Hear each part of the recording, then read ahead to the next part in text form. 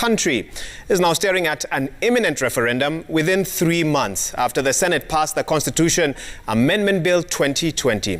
Only the president's signature now and a ruling from the courts stand between the bill and a vote by Kenyans. Ogina kicks off our broadcast tonight on this milestone in what could be the first amendment of the 2010 Constitution. With the Senate standing as the last house to consider the bill, this was a highly anticipated vote for the promoters of the country's first attempt at amending the 2010 Constitution to have come this far.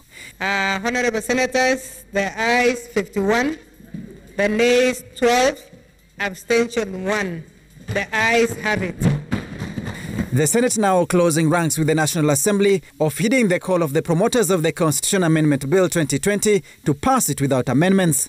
Last week, President Uhuru Kenyatta and Opposition Chief Raila Odinga rallied their troops to back the bill. In my area where we brought out one of the most deserving constituencies that needs to be split into two, that's Boba's constituency.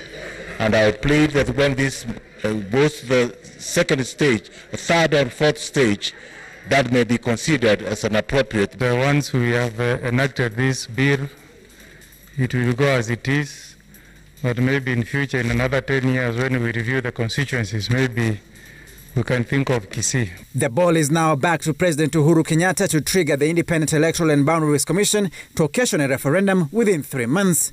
Article 256 of Article 5 of the Constitution states the President shall, before assenting to the bill, request the electoral body to conduct within 90 days a national referendum for approval of the bill.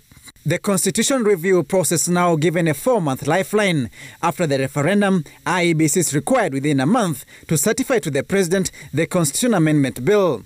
Part B of Article 256 of Article 5 indicates that within 30 days after IEBC chairperson has certified to the President that the bill has been approved, the President shall assent to the bill and cause it to be published. This to close the curtains on the review process effecting changes to the Supreme Law. If the role of Parliament was ceremonial, we would not have taken time and go through 3 divisions and 3 voice votes. We may not have gotten everything we wanted, but the Constitution is a living document. It's dynamic in its own nature, and there will always be another time to bring on board what was left behind or to correct what we think was excessive this time round. That if at all the Constitution is going to be amended, they should be ready for high taxation under the Bodega Parliament, and many other, since the economy is in ICU. But the bill has to surmount one more hurdle before the remaining 4-month leg can kick in. A petition is in court challenging the BBI process. The High Court has set aside Thursday, the 13th of May, to determine the fate of the BBI process. Initially, Senate Speaker Ken Lusaka muted attempts to amend the bill. 3 senators had lined up a raft of amendments to the bill, invoking the legislative mandate of the Senate. But pouring cold water on the attempts, Speaker Lusaka stated the bill was a popular initiative driven and not a parliamentary constitution amendment.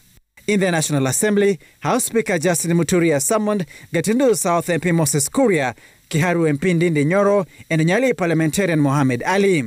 The trio summoned to appear in the House on Thursday to substantiate claims of bribery in the BBI voting exercise last week in the National Assembly. This, the latest intrigues in a process that is bound to usher in the beginning of an intense political period in the country. Ogina, Citizen TV, Nairobi.